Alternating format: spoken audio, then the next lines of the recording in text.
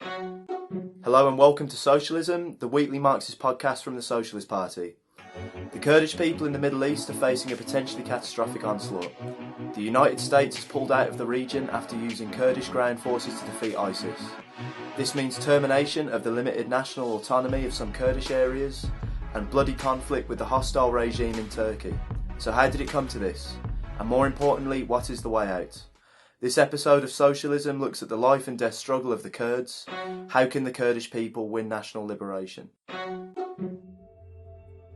Trump's withdrawal of US troops from northern Syria has given the green light to Erdogan and the Turkish state to attack Kurds in the region.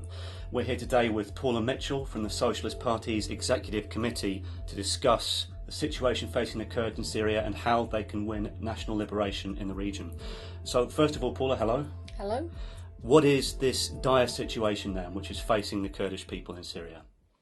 Well, in just the last few days since Trump made his announcement, the Turkish state was obviously prepared and instantly invaded. There's been 200,000 or more people displaced. There's deaths. People are fleeing their homes. It's a terrible situation. There's been protests already taking place around the world, quite rightly. The Socialist Party, where we can, has been on those protests. And also in London, we're part of the campaign Solidarity with the People of Turkey, which campaign held its own protest as well at the Turkish embassy this week. And we obviously, I think it's important to start by saying that we stand absolutely against this brutal onslaught. But in terms of the situation for the Kurds, what's behind all this? The Kurdish people is probably the oldest nation on earth without a state. Following 100 years ago now, the division of the Middle East at the end of the First World War that divided the area where Kurds lived between Turkey, Iran, Iraq and Syria. So a carving up of the Middle East by Western imperialism, by French and British imperialism. And out of that carving up, the Kurds got no state. And there has been a battle, there has been national aspirations, cultural, language aspirations and so on ever since. And persecution and rights to different extents in each area since. And in the Socialist Party for decades we've stood alongside Kurdish and Turkish workers in the UK. We've campaigned alongside them against the different attacks for a number of years. And I think we would have to say that following the Iraq War and the growth of ISIS, then the Kurdish organisations in Syria in particular have fought heroically for a whole period of time. And under the cover of Russian and US bombing in the Kurdish area of Syria, in northern Syria, which borders with Turkey, then as part of that process, they were able to extend their territory in the north of Syria and established an autonomous area in northern Syria, which is known as Rojava. And that area has been something of a beacon in reality in recent years to Kurdish people across the world, but to much wider layers than just Kurds, because it has stood out in the Middle East as an area with more democratic rights, elements of a democratic basis to it, women's rights and so on, and it has stood out. And this is the area which is now under attack. And I think it's also very important to say at the outset that we support the right of Kurdish people to self-determination, whether that's just language and cultural rights or whether that's autonomous areas or even independence. So why is the Turkish government carrying out this bloody onslaught? Well, the existence of that Kurdish autonomous area of Rojava has been something that the Turkish state has wanted to get rid of since its existence. The main organisation, the YPG, is linked to the PKK, the Kurdish fighting organisation in Turkey.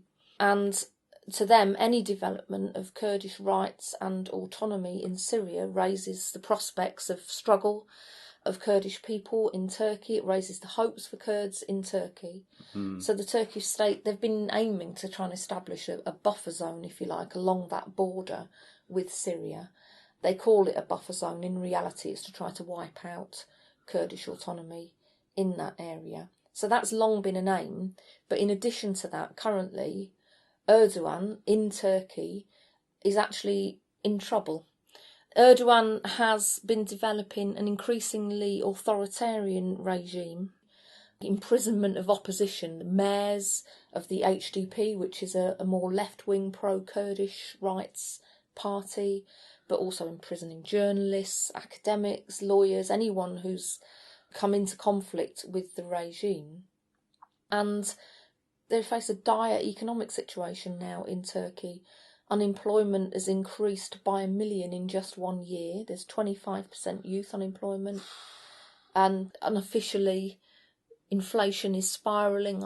They say that there isn't a problem officially, but unofficially I've heard figures like 30% inflation. Wow.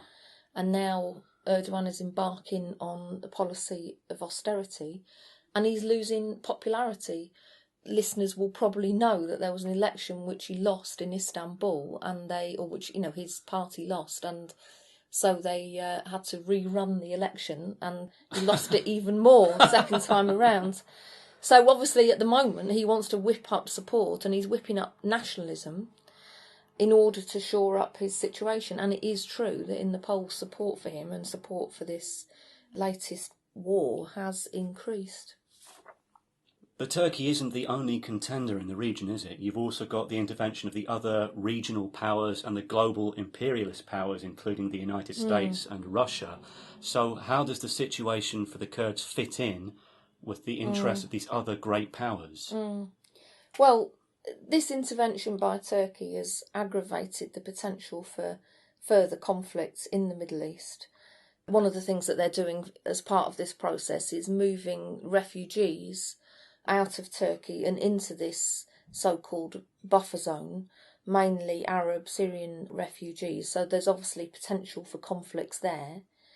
The Kurdish authorities had what are effectively prison camps in their area of ISIS fighters and their families, and there is the risk of release of ISIS fighters, but of much more than that, of now inflaming that tremendous anger and appalling conditions which exist across the region, which can feed support for brutal right-wing forces like ISIS, which of course was a product of imperialist intervention in the Middle East in any case for decades. But there's other issues as well. I mean, the Kurdish leaders have now reached a deal with Assad and the Syrian state, and now the Syrian army is facing Turkish troops, so there is obviously potential escalation there, and it changes the balance of imperialist influence in the region as well. Russia, as well as Iran, backing Assad, taking advantage of the US's withdrawal.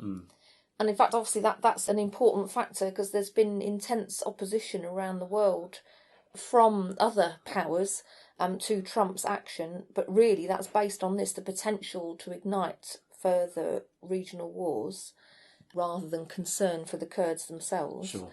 And also, as far as a section of US imperialism is concerned, this loss of US influence is obviously extremely important. Trump is representing a section of the ruling class in America, which is trying to maintain a base of support using nationalism, and has promoted this America First approach, which means withdrawing from international intervention. He's not been consistent in that, of course, because he did bomb Syria. Yeah. But now this withdrawal is part of that approach, and that's opposed by another wing of US capitalism, which is much more pro-interventionist. And of course, so there's all of these aspects going on which can lead to more regional wars and inflame the situation. But of course, the first victims of that are the Kurds themselves. So this is the regional powers and the international powers of capitalism desperately trying to maintain a kind of stable series of regimes in the area for them to continue to make profits, and the Kurds really don't have a part to play in that for them. So that then raises the question, what is the way forward for the Kurds? Yes. Well, as you've just indicated, I think the biggest lesson out of all this is that they cannot rely on imperialist powers, which actually is the lesson of Kurdish history and struggle for many decades.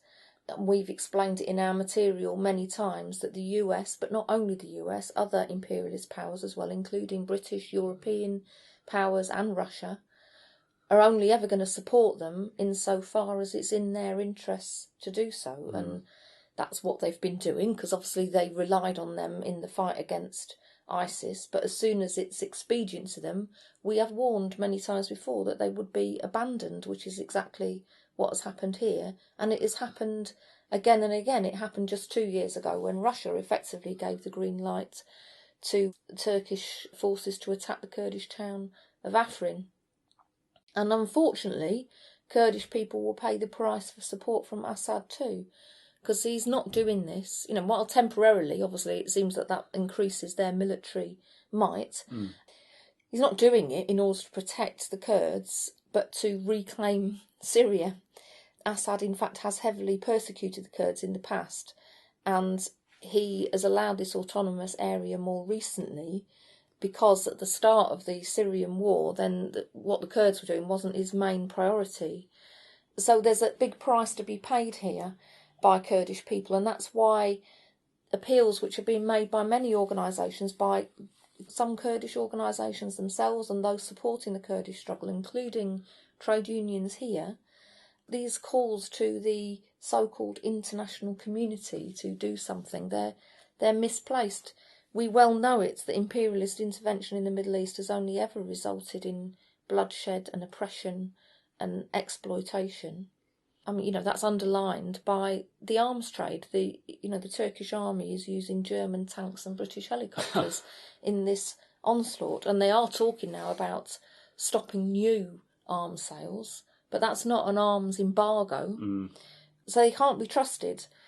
But of course, that does raise a big question, because if you can't trust the imperialist powers, then who can you trust? Well, sure, because they've got all the firepower, haven't they? Yeah, exactly. So, but what we would say is that Kurdish people in that region, who they can look to and should appeal to, is the working and poor masses of the region, including in Turkey and in the rest of Syria and wider.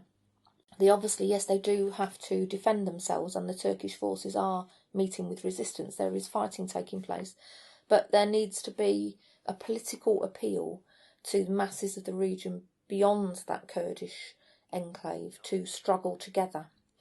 Because actually, if you think about it, it's a mass movement of the Turkish working class that can defeat Erdogan, and that has to be on the basis of a class appeal. How else are Kurdish people going to win support from other ethnic groups, from the working class in Turkey and in other countries?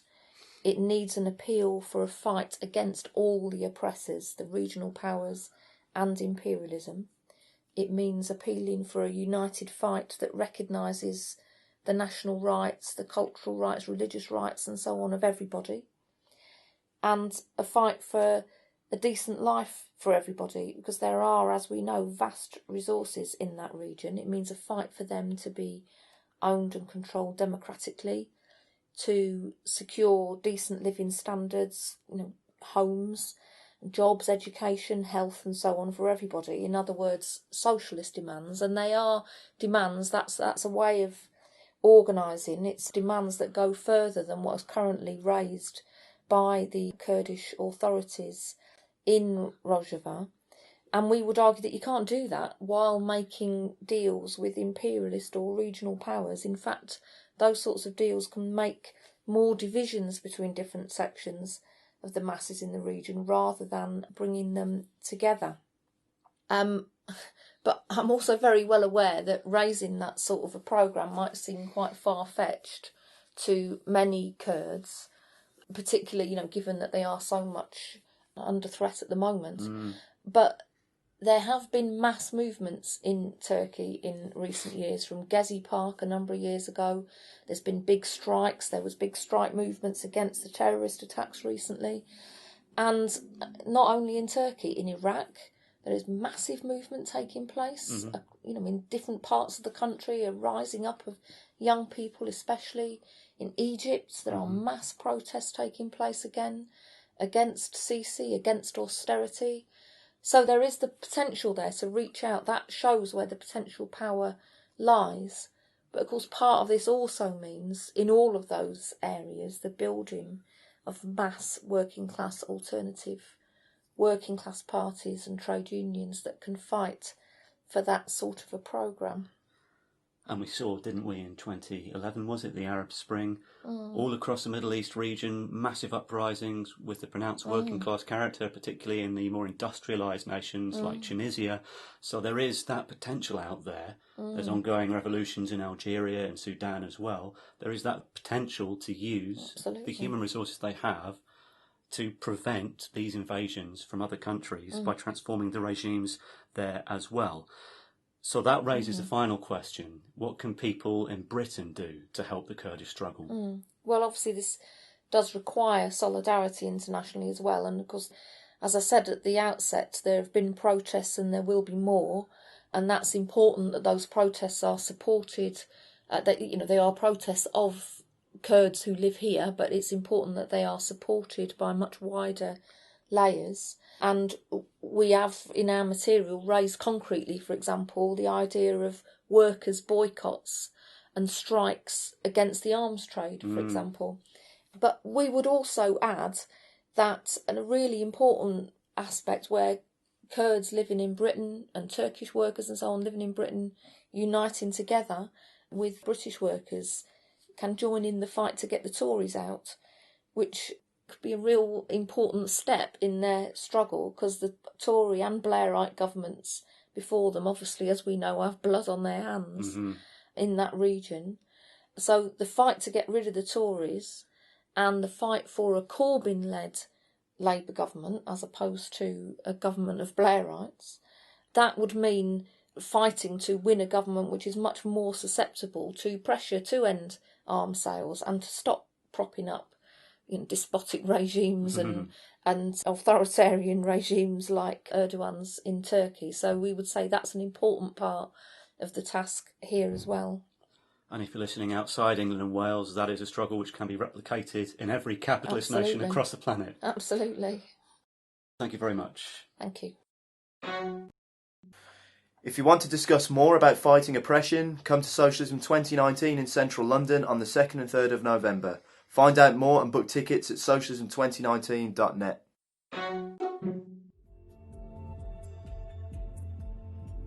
Karl Marx said, "Theory is a guide to action," and socialism agrees. Here is the latest on just some of the workers' struggles, current affairs and socialist campaigning over the last week. The big story for the whole workers' movement is the historic vote for national strike action in Royal Mail and Parcel Force. This has been a long time coming. As reported in previous episodes of Socialism, workers in Royal Mail and Parcel Force have faced increasing workload, management bullying and shoddy pay, especially since privatisation.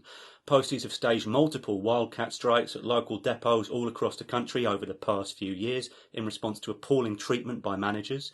Now the Communication Workers Union, the CWU, has balloted for strikes across the whole country to cut the working week, raise pay and pensions and change management's attitude. Thanks everyone. The ballot results are as follows. Ballot 1, Parcel Force Worldwide Section. This is a yes vote of 94.6%.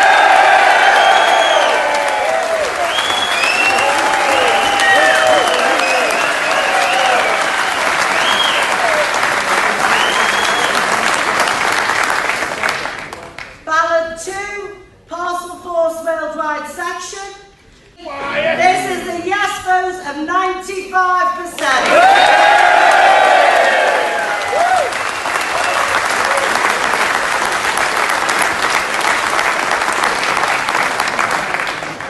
Now for the final ballot result 3.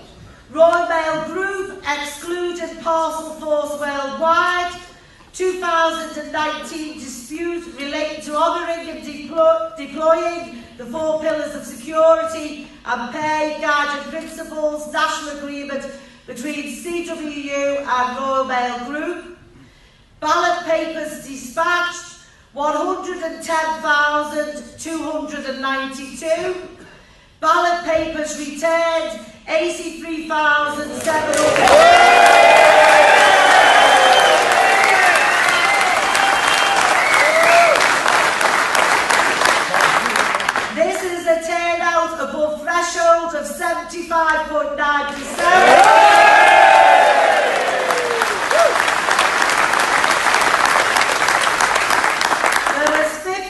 Ballots spoiled. Number voting yes, 81,000.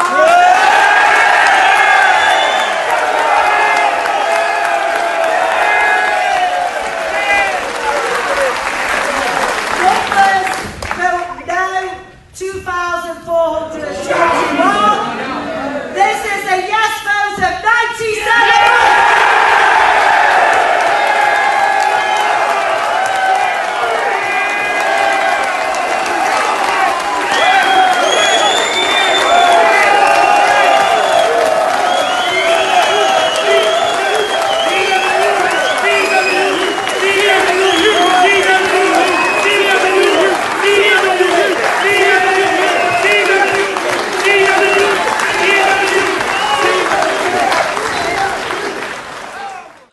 Gary Clark, who's the secretary of CWU Scotland No. 2 branch and a member of Socialist Party Scotland, said this: Royal Mail bosses are walking away from national agreements. They want to do away with 40,000 jobs, which amounts to a third of the workforce. This is a fight to defend the public service too. If we lose this fight, the public service is gone. CEO Rico Back wants to rip Royal Mail to shreds for the benefit of the hedge funds, big business and capitalism. This is going to be a key battle for the whole of the trade union movement. Rico Back and Royal Mail have shown they want to not only break up Royal Mail, but intend to take on one of the largest and strongest trade unions in Britain. If he breaks the CWU, then the rest of the trade union movement will suffer. So the whole trade union movement must get behind the CWU now. We'll now go back to the members and make sure we're prepared to strike during the Christmas period. We don't want to strike at Christmas. We want to provide a service, but we have no choice, and we will use the ballot we have now got for industrial action. A victory for the CWU would send a signal to the bosses everywhere and help build the movement to turn the tide against the Tories and the crisis-ridden capitalist system. If you're in a trade union, make sure your union branch and local trades council are making plans for solidarity action. If you're not yet in a union, join your union today to help support the fight. And as well as backing the workers taking action 100%, the Socialist Party says we need to bring Royal Mail and Parcel Force back into the public sector, this time under the elected control of workers and service users, not bureaucrats and privatisers. Meanwhile, sixth form staff have been out on strike at colleges across the country. Yes, that's right, and here's Ian Dalton, a Socialist Party organiser in Leeds in Yorkshire, talking to a striking National Education Union rep on the picket line. Do you want to just say your name and what your position NEU is? Okay, right. My name's Alan Clifford and I'm the NEU rep for teachers at Notre Dame College. Okay. So why are you on strike today?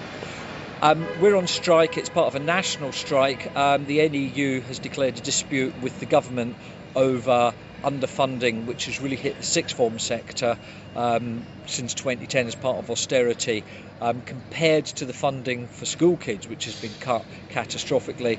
The cuts for students aged 16 to 18 have been even worse, so the class sizes have got bigger, our pay's been depressed, and we represent not just teachers but support staff, and a lot of our support staff work very long hours for very, very low wages, so we've got a really well supported strike here today. There's been a lot of support on the picket line today, from different sectors, I think that's very welcome.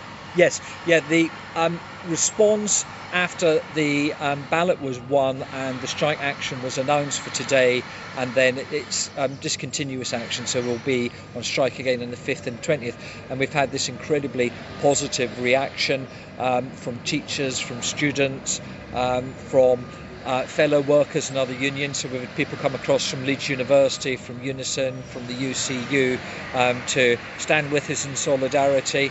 So an incredibly positive response. In fact, even the principal of the college has, although not publicly supporting us, has made it very clear that she agrees with the reasons we're going on strike, because this funding crisis, which has hit so much of our public services and really affects our society, is really having a terrible effect on young people's education and our working lives. And what are the NEU calling for in terms of kind of resolving this? Obviously, the leaflet you're giving out today says there's £1.1 billion of funding being cut from 16 to 19 education. Clearly reversing the cuts is necessary, but kind of is there sort of more specific things that... Yeah, I mean, one of the things that's probably prompted the huge turnout from members to support this strike action is that last year, for the first time, the Sixth Form Colleges Association and the government began to separate our pay, both for teachers and support staff in the Sixth Form colleges, from pay for teachers in schools. And obviously that's a very, very worrying trend if those wage differentials begin to open up. So I think that's one of the things that's really, really important, that we make sure that we maintain the same pay as school teachers. In terms of the 400 million that's been offered by the government as part of this sort of pre-election spending promises, shaking their magic money tree, it's not real yet, and it's nowhere near enough to reverse the cuts that we've suffered. Is there else you want to add? Just that it's been absolutely brilliant to have the level of support, good people like yourself coming along to support us this morning. And the big challenge for us is to make sure that we get a high level of turnout and support for the strikes on the 5th of November and the 20th of November. And we think this is a really, really positive time to have industrial action. I think it's absolutely brilliant that the postal workers have voted overwhelmingly to go on strike, and that university lecturers were out on strike a few months ago. And hopefully we're seeing a real bit of resistance from workers that is really going to begin to have an effect in government policy. And Socialist Party member Marion Lloyd has won enough branch nominations in Civil Service Union PCS to stand in the General Secretary election. Yes, it's a real show of support for a combative, democratic, open approach to leading the union, in contrast to the unfortunate drift of the current leadership under General Secretary Mark Sawatka away from putting the union's rank-and-file membership in charge and away from putting members' interests above the union officialdom's relationship with the Labour Party. Marion won 39 PCS branch nominations, making her the clearest and most credible challenger to Sawatka's 62 nominations. Marion also has a clear programme to increase finance and service support for local PCS branches, to look at fresh strategies to win a national ballot for strikes over pay, after 2 hard-fought near misses, and to support a Corbyn-led government to improve members' conditions, while reserving the right to support or oppose any political candidate on the basis of their support for PCS union policy, rather than giving blanket support including to Blairite cutters. This is a really important battle for a key left union. See Marion Lloyd for PCS General Secretary on Facebook for more information. And another steelworks is under threat. Sadly, yes. This time it's the Orb Steelworks in Newport, South Wales. It's another site run by the ruinous private steel firm Tata, which has announced Orb will close and take 380 jobs with it. Now, trade union struggle at the Port Talbot Steelworks stopped Tata's plans there, and workers at Orb will no doubt want their unions to be thinking seriously about actions such as strikes and occupations, but there should also be pressure on the devolved Welsh Government in Cardiff. One of the steel unions, Community, has put forward a plan to save the jobs and help save the environment by upgrading the plant to create steel for electric cars. The Welsh Government should nationalise the plant to save the jobs and guarantee the funding to achieve this plan. But there's good news from Hackney. Striking drivers and passenger assistants working for the Special Education Needs Service have forced Hackney Council in East London to give them a pay rise. General Union Unite organised the action to get the workers better compensation for working split shifts. If you fight, you can win. Now, we reported last episode on conflict between anti-choice demonstrators and demonstrators defending the right of women to choose when and whether to have children in Waltham Forest in London. Yes, unfortunately, the anti-abortion rights protesters are back in Walthamstow. They've been personally targeting Stella Creasy, the MP in the area. She's pregnant herself, and she's been campaigning to extend abortion rights in Northern Ireland. Now, the Socialist Party completely, unequivocally condemns the harassment that she's facing. But unfortunately, Stella Creasy, a Blairite, has not used her position to mobilise the community en masse against this threat to all women. Instead, she frames the issue as a hate crime against herself. And she's relied on the state to challenge the anti-choice protesters, which meant, scandalously, when the Socialist Party and other people who support a women's right to choose were protesting most recently, they were threatened with arrest for being there because of the bans that had been put in place.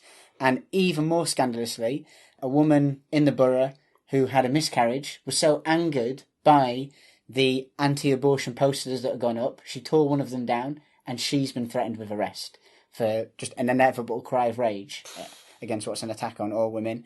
And the Socialist Party is fighting for a real trade union mobilisation so we can give confidence to people to defend the right to choose. So rather than Stella Creasy's route of saying don't go on the demonstrations, which unfortunately is a call that she's made, and allowing the police to actually persecute demonstrators who are defending women's rights, the trade union movement should get thousands of people into that square and show the anti-abortion rights protesters that they are not welcome. That's what the Socialist Party is fighting for. And the ongoing inquiry into secret political policing of campaign groups has run up against a wall in terms of evidence and disclosure. We're participating in the inquiry against 40 years of political policing, spying on groups like the Socialist Party, all the way to campaigners like the family of victim of racist murder, Stephen Lawrence. So the police are arguing that releasing the false and real identities of the undercover officers who infiltrated and tried to sabotage, in many cases, political campaign groups, democratic campaign groups, over at least 4 decades, that revealing that information about them is in breach of their human rights, which is a real smack in the face to the women with whom these officers entered under false pretences into romantic relationships, in some cases even fathering children with them.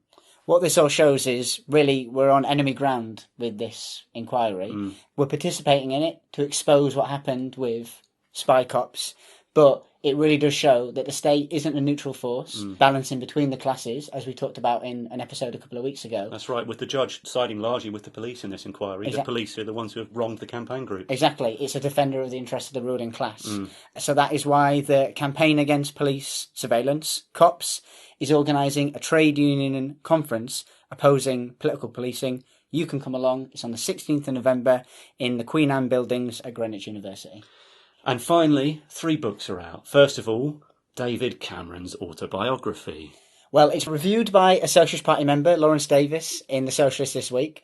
His main recommendation is that if you read The Socialist, listen to the podcast, don't waste your money on the book.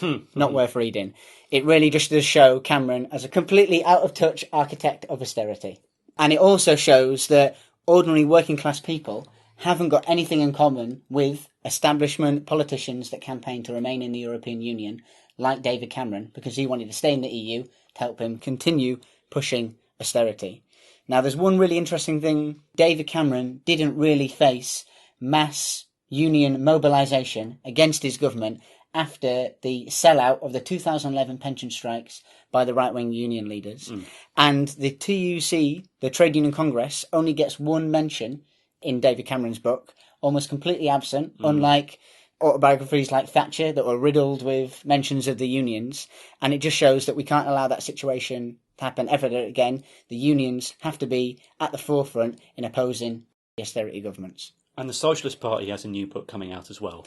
Since the 2007 financial crisis, many different movements have developed against oppression, austerity, neoliberalism and capitalism with mixed success. It's a complicated political situation at the moment. This book helps us analyse what's going on and why, and shows us a way forward. It's based on a debate that took place in the Socialist Party and our International, the Committee for a Workers' International. That debate addressed some of the most important ideas for Marxists and Trotskyists, the role of the working class in society and its organisations, the trade unions, how we raise socialist ideas like nationalisation, democratic working class control that are key to ending capitalism, the basis of poverty and oppression for billions of people around the world. So that new book is called In Defence of Trotskyism. It's out in November, and you can pre-order it by going to socialistbooks.co.uk. And finally, last episode we heard a political tribute to a giant of the workers' movement, Tony Mulhern, the president of the District Labour Party during the battle with Margaret Thatcher when Liverpool Council beat the Iron Lady, won tens of millions of pounds. Tony sadly died last week, but his autobiography is out as well. We had the book launch for Tony's autobiography, The Making of a Liverpool Militant, just a few days after his death. It was a fantastic event. It turned into almost a mini memorial for Tony's life. The people who organised it booked out the big room at the Casa pub in Liverpool. There wasn't any standing room left at the venue. People were overflowing outside, showing the level of support for someone whose whole life was a champion of the working class. And a lifelong supporter of Militant and the Socialist Party, fighting consistently for working class Trotskyist ideas right up till the end. Socialism is produced by the Socialist Party, the England and Wales section of the Committee for a Workers' International. This week we heard from Paula Mitchell speaking to James Ivans along with Ian Patterson and me, Theo Sharif. We want you to join the discussion. Come to Socialism 2019, a weekend of dialogue and debate on political ideas to change the world on the 2nd and 3rd of November in central London. Find out more and book tickets at socialism2019.net. Help us spread the word by giving us a 5-star review and subscribing so you don't miss out. Don't forget to recommend us to your co-workers and friends. We also want you to send us recordings from picket lines and campaigns and reports of your activity, and we want your questions, comments and ideas for future episodes. Email socialismpodcast@socialistparty.org.uk.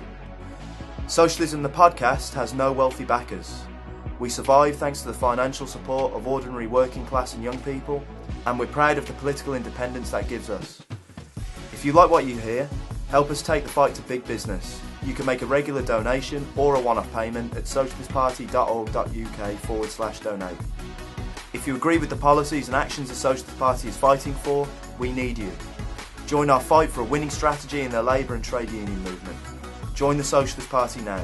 Send us your details at socialistparty.org.uk/join. If you live outside England and Wales and want to join the fight for socialism in your country, contact the Committee for a Workers' International by visiting socialistworld.net. Till next time, solidarity.